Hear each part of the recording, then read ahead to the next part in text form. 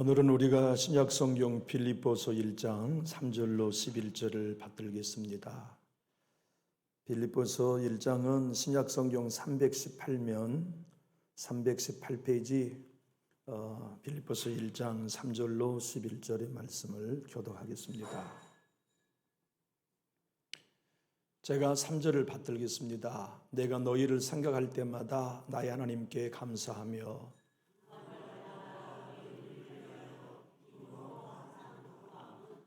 너희가 첫날부터 이제까지 복음을 위한 일에 참여하고 있기 때문이라.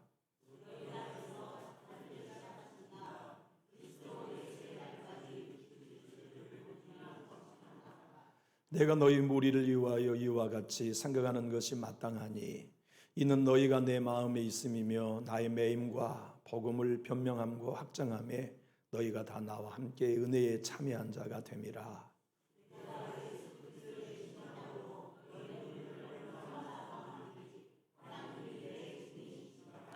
내가 기도하노라. 너희 사랑을 지식과 모든 총명으로 점점 더 풍성하게 하사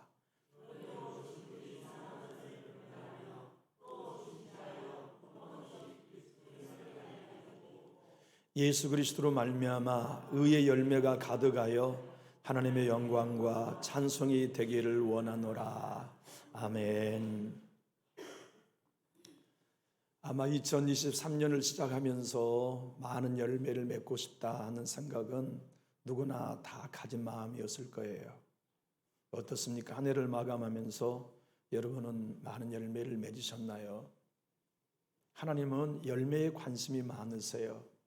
그래서 당신의 자녀인 우리가 하루를 살든 일주일을 살든 많은 열매를 맺기 원하시죠. 시편 1편의 말씀은 의인은 시냇가에 심기운 나무처럼 많은 열매를 맺는다. 주님은 그렇게 우리에게 말씀하셨어요. 또는 잠언의 말씀을 통해서 보면 의인의 입술의 열매는 생명나무다.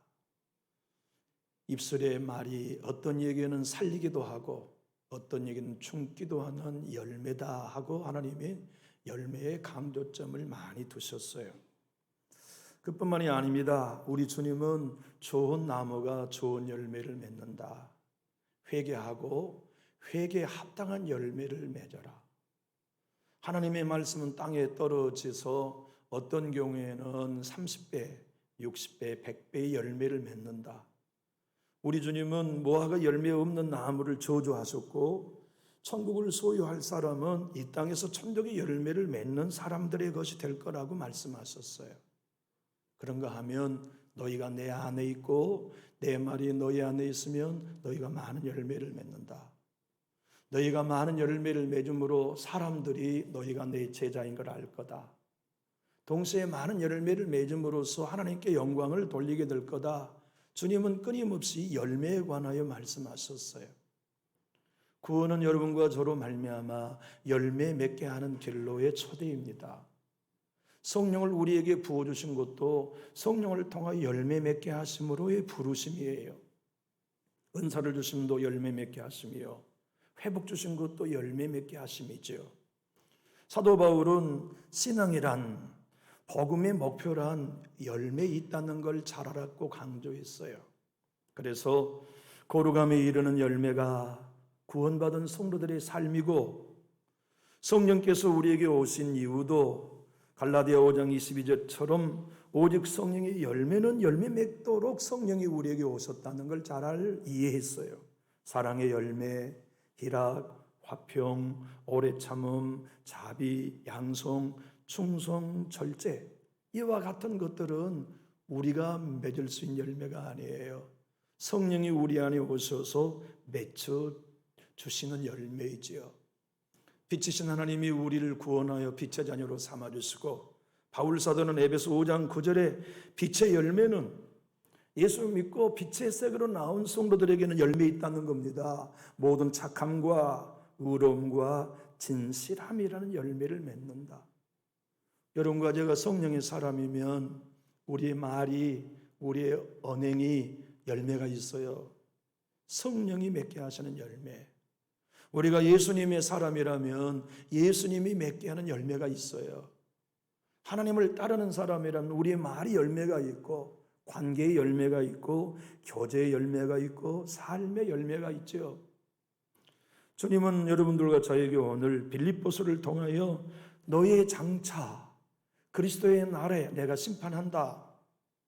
의의를 행하는 자에게는 의의 심판이 있고 상급이 있겠지만 불의를 행하는 자에게는 불의에 당한 심판의 역사가 있을 것을 말씀하시면서 그 나라가 오기까지 너희 잘 살아라, 잘 믿어라, 의의 열매를 맺고 칭찬 상급을 받을 수 있는 삶을 살아내라. 그것이 구원받은 이후의 성도의 삶이라고 가르치고 계세요.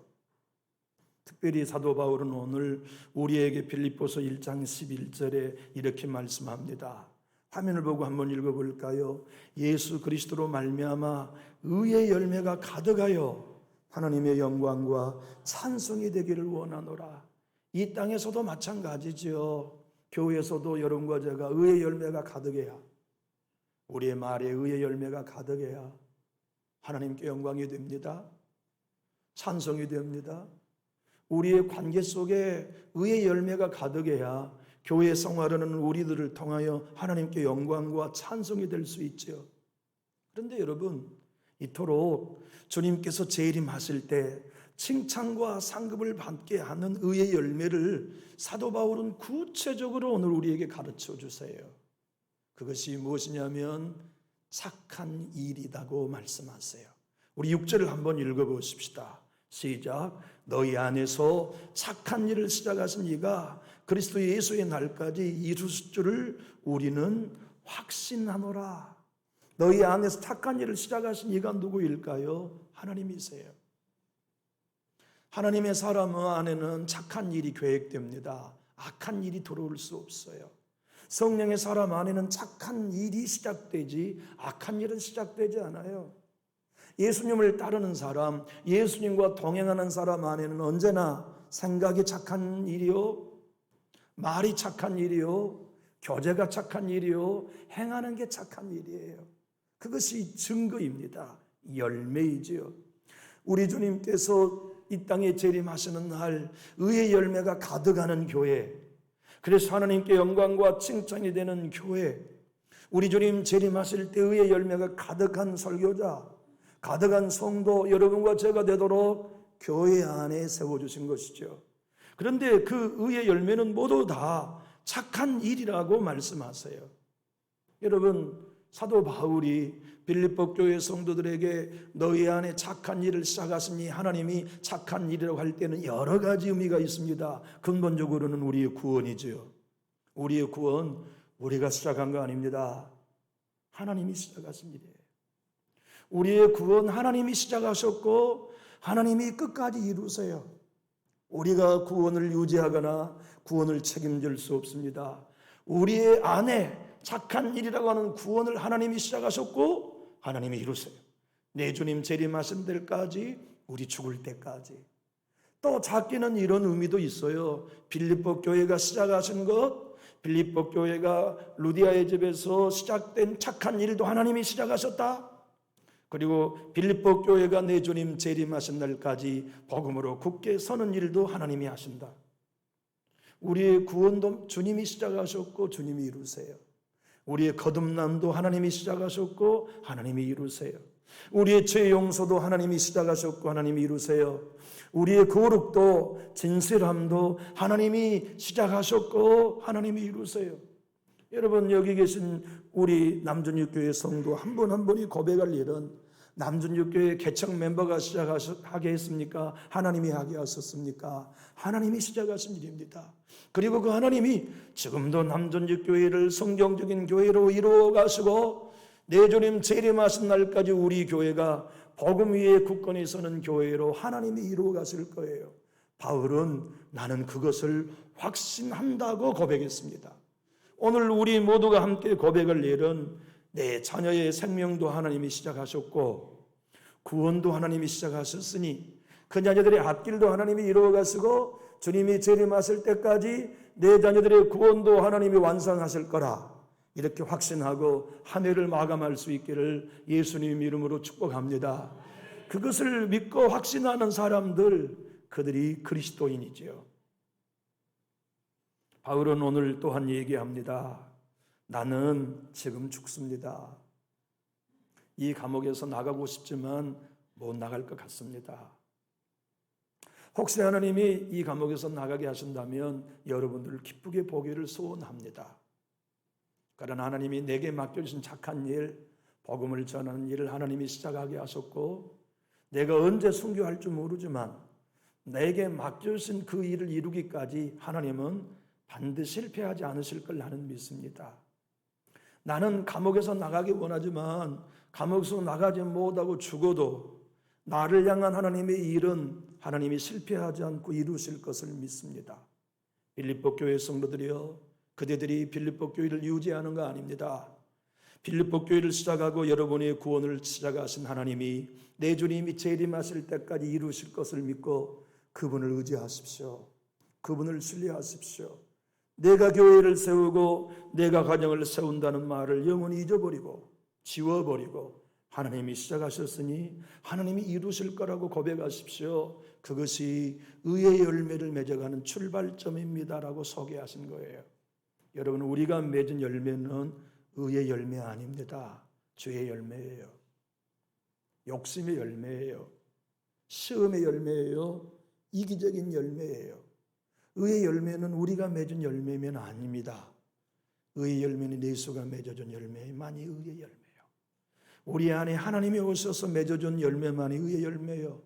성령님만이 오셔서 맺어준 의라야만 의의 열매예요. 그 의의 열매가 내가 들어가면 죄의 열매 됩니다. 내 자랑이 들어가면 죄의 열매 됩니다. 내 공로가 거기 들어가면 죄의 열매 됩니다. 내 상처 거기 들어가면 죄의 열매 됩니다. 내 생각 들어가면 죄의 열매 돼요. 주님이 재림하실 때까지 그대들의 구원을 시작하신 하나님이 마지막 주님 재림하실 때까지 이루셔야만 하나님이 하셨습니다. 하나님의 은혜입니다. 주님의 역사입니다. 내가 한 건 받은 것밖에 없습니다. 고백해야 여러분이 주님의 심판대에 의의 열매가 가득하여 하나님께 영광과 찬송이 될 수 있습니다는 이 간증을, 이 고백을 사랑하는 성도들에게 간절히 호소한 거예요. 남전육교회 성도 여러분, 우리 이 세상 다 마치는 날 저도 심판대 앞에 서야 합니다. 여러분도 심판대 앞에 서야 합니다. 제가 어제 어진웅 집사와 손재은 자매 세례 문답을 하면서 내가 이렇게 얘기했습니다. 여러분은 기독교의 본질을 이해하며 신앙을 시작하십시오. 기독교의 본질은 은혜로 구원받은 것입니다. 우리 행위나 업적으로 구원받은 거 아닙니다. 모든 것이 성령을 통하여 거듭난 자 되어서 하나님의 자녀가 되었다면 그것은 은혜로 된 것입니다. 세례는 예배자가 되라고 부르는 게 아닙니다. 11조 생활을 하라고 세례 주는 거 아닙니다. 주일을 성수하고 새벽기도에 나오고 이제부터는 경건한 술, 담배 끊고 모든 삶 속에 하루에 성경 3장 읽으라고 세례 준 거 아닙니다. 세례란 단순히 예수님이 나의 구주이시고 하나님이 나의 아버지인 것을 마음으로 믿고 입술로 시인하여 성령을 따라 내가 하나님의 자녀로 거듭났다는 걸 믿을 때 성도들 앞에 공개적으로 외적 증거를 삼아 세례를 베푸는 겁니다. 그것이 은혜로 된 겁니다. 그 은혜가 너무 큽니까? 그 은혜가 너무 귀합니까? 그래서 주일을 성수해야 합니다. 그래서 새벽을 깨고 기도해야 합니다. 그렇게 출발하지 않으면 주일 성소가 자랑이 됩니다. 그 은혜를 알면 11조가 자랑이 아니에요. 그 은혜를 알면 매일매일 성경을 읽고 경건한 삶이 자랑이 아니에요. 여기서 출발하지 않으면 반드시 신앙은 율법으로 받게 되어 있습니다. 여러분, 지식인이기 때문에 기독교를 교회의 모습을 보고 배우지 말고 성경의 진리를 통하여 배우십시오. 그렇게 성장하면 마지막까지 여러분과 저도 의의 열매를 맺는데 그 열매의 시작과 끝은 예배에 있습니다. 집사님, 허집사님, 나는 예배에 목숨을 거는 사람입니다. 나는 새벽 예배 하나에 목숨을 건 사람입니다. 나는 수요 예배 하나에 목숨을 걸었습니다. 하나님이 내 마음을 아십니다. 난 예배에 목숨을 걸었습니다. 그것만이 내가 내 자녀들에게나 우리 교회에 베푸신 하나님의 은혜에 반응하는 유일한 길이라는 걸 나는 알고 있습니다. 형제여, 자매여, 그대들이 나중에 예수의 은혜로 구원받은 게 너무나 고맙다면 그 표현은 오직 하나, 예배함으로써 갚을 수 있습니다. 예배의 삶을 사십시오. 예배가 그대들의 구원을 의의 열매로 맺어줄 수 있는 유일한 출구라는 걸 잊으면 안 됩니다. 제가 그렇게 어제 세례문답의 일부의 내용을 말했습니다. 마틴 노윤수 목사님은 로마서 강의 14권에서 오늘 본문을 이렇게 설명합니다. 너희 안에 착한 일을 시작하신 그것은 빌립보 교회 성도들에게 바울이 이렇게 질문한 얘기입니다. 여러분의 거듭남을 누가 시작했습니까? 하나님이 하셨습니다. 여러분이 성령의 사람이 되기 시작한 걸 누가 하셨습니까? 하나님이 하셨습니다. 여러분이 예수의 사람이 되게 한 거 누가 하셨습니까? 하나님이 하셨습니다. 여러분의 죄 용서를 누가 시작하신 것입니까? 하나님이 하셨습니다. 그리고 그것을 주님의 재림의 날까지 이루어 주실 분도 하나님이십니다. 난 갑니다. 그러나 당신의 교회와 당신들의 믿음에 대해 나는 걱정하지 않습니다. 왜냐하면 하나님이 시작하셨으니 빌립보 교회와 성도들도 주님의 재림의 날까지 하나님이 능히 이루어 주실 것을 나는 확신하기에 내가 없어도 하나님은 빌립보 교회를 세우실 걸 나는 확신합니다. 남전육교회 성도 여러분, 우리 교회를 시작하고 계시고 지금도 부흥의 길로 인도하고 계신 하나님을 믿으시면 우리 걱정하지 않으셔도 됩니다. 하나님이 우리 교회를 책임지십니다. 하나님이 우리 교회가 진정 전주 땅에 참교회로 세워지도록 주님이 이끌어가고 있습니다. 그분께 내어 맡기며 신뢰하는 거죠.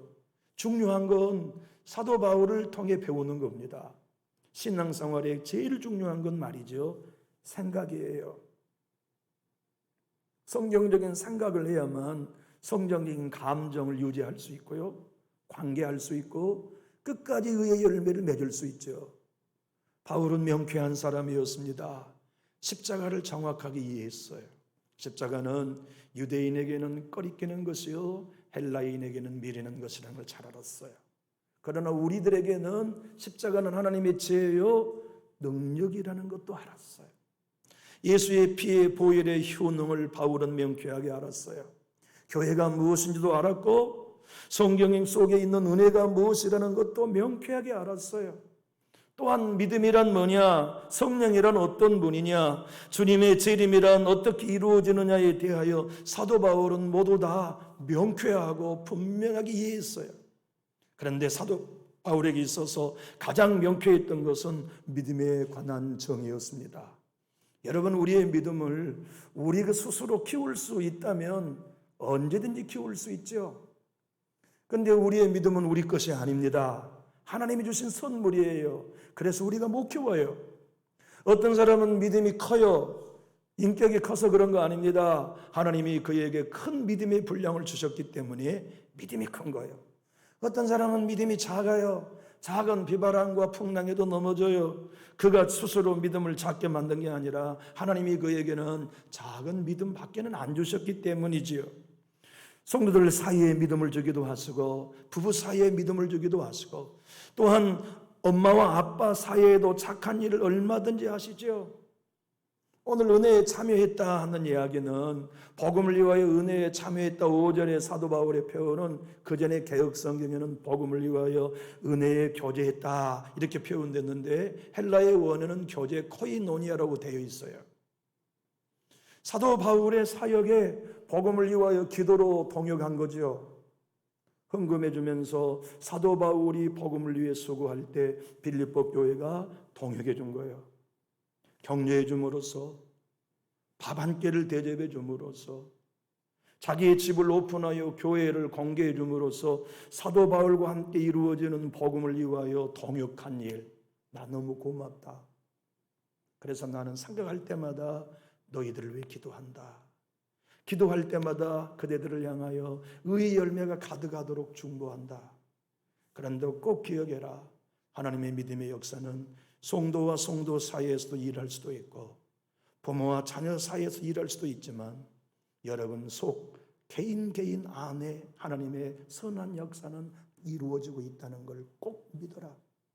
교우 여러분, 목사인 제 안에 하나님의 선하심이 시작되고 그 선하심이 이루어져 있다는 걸 제가 믿어야 돼요.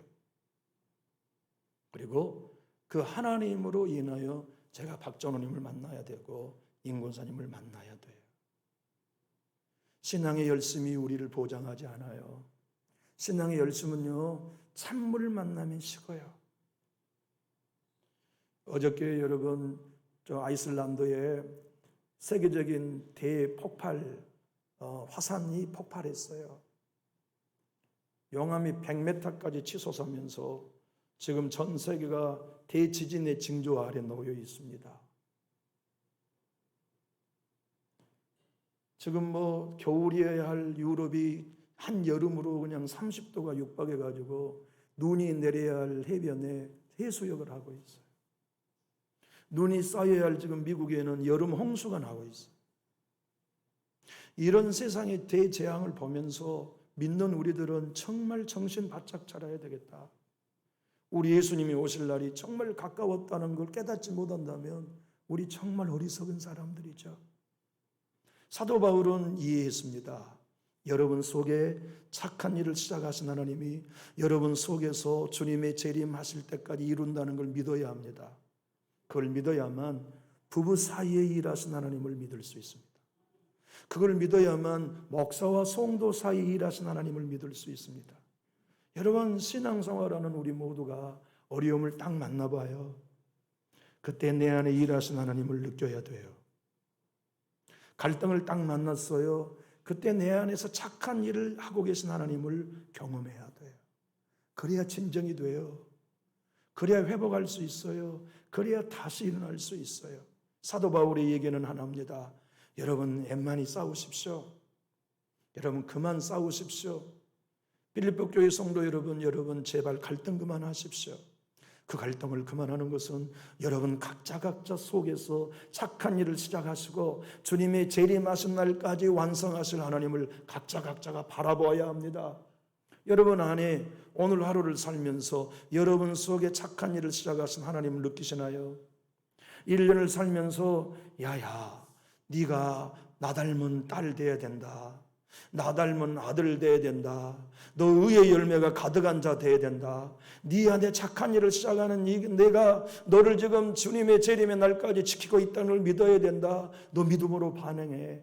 너 사랑으로 반응해. 너 복음으로 반응해. 너 예수 십자가로 반응해. 네가 죽고 예수가 사는 의의 열매 맺어야 한다는 음성이 우리가 성령의 사람이면 들려야 해요.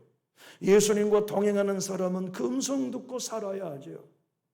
여러분, 지금 여의도 순복음교회 당회장 목사님이 이용훈 목사님인데 학자 출신이에요. 미국에서 목회도 하셨고 베델 대학에서 교편도 잡으셨는데 그 대학의 교수로 있을 때 미국의 하나님의 성의 총회장이신 델타 목사님이 오셨더래요. 근데 그 목사님은 아프리카의 선교 생활을 20년 하고 자기 아들에게 선교지와 신학교를 맡겨놓고 이제 미국에 다시 돌아와서 대학 강의를 하고 계시는데 그 선교사님 델타 교수님이 얘기해 주더래요. 제가 아프리카에 있는 신학교와 선교지를 제 아들에게 맡기고 왔는데요. 제 아들이 어느 날 신학기가 됐는데 40이 넘은 나이든 평신도가 주의 종이 되겠다고 신학교 입학했다는 거예요. 입학하겠다고 왔다는 거예요. 원서를 가지고. 그러니까 아들이 이 모양 저 모양을 보고 테스트를 해봤어요. 글을 몰라요. 학교도 한 번도 간 적이 없어요. 그런데다가 말을 더듬어요. 그러니 신학교 교장인 아들이 그 나이든 형제에게 형제님 아무나 주의 종이 되는 거 아닙니다. 준비되어 있어야만 주의 종이 될 수 있습니다. 무엇보다도 하나님이 주의 종으로 부르셔야 주의 종이 될 수 있습니다.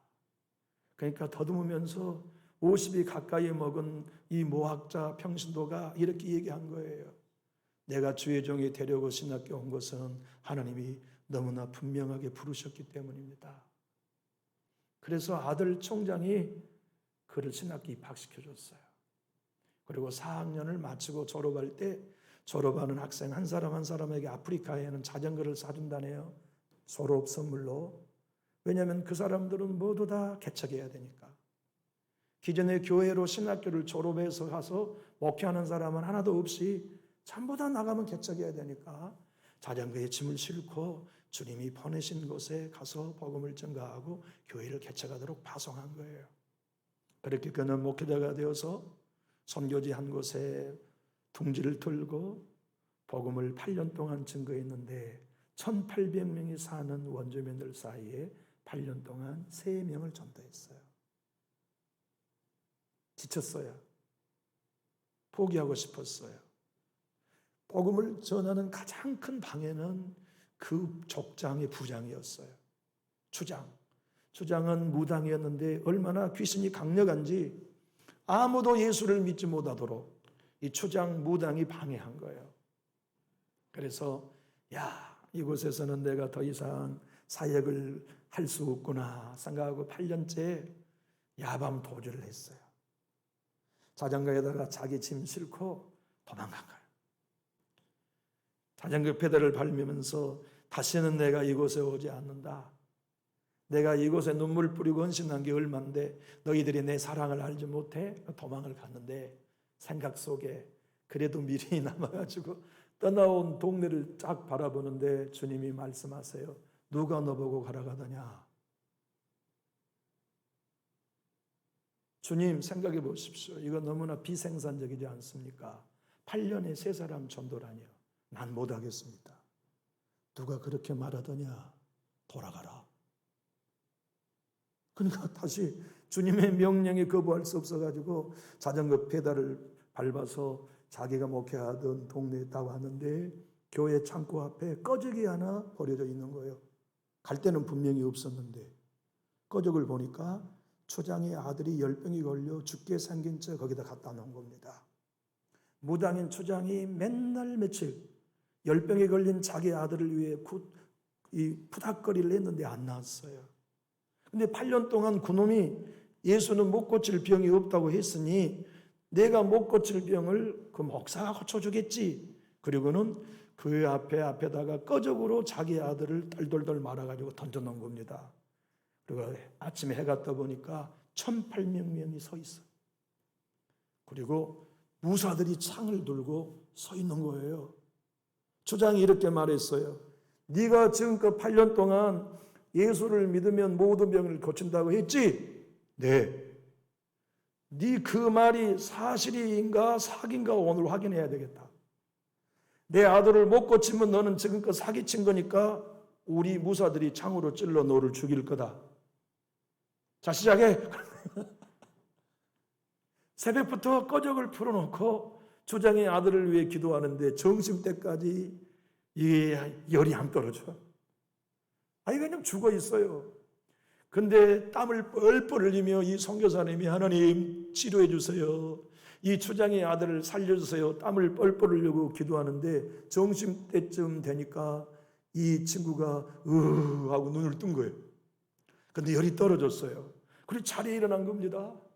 근데 그 사건을 보고 8년 동안 3명 전도했는데 그 하루 그 사건으로 1400명이 회개했어요. 그리고 예수를 믿게 된 겁니다. 이영훈 목사님은 이 이야기를 통해 빌립보서 1장 6절의 이야기입니다. 너희 안에 착한 일을 시작하시니까 그리스도의 재림의 날까지 이루실 것을 내가 확신한다는 말씀이 바로 이런 얘기입니다. 우리 여의도 순복음교회에는 하나님이 시작하셨습니다. 여기까지 세계 제1의 교회가 되게 한 것도 하나님이 하셨습니다.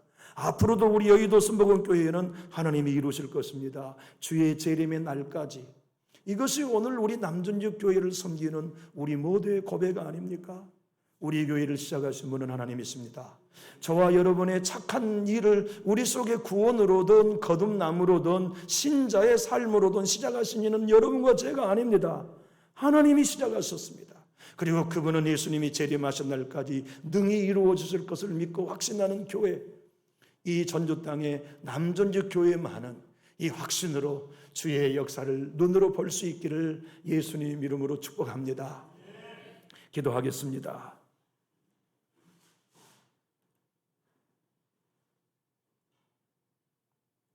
하나님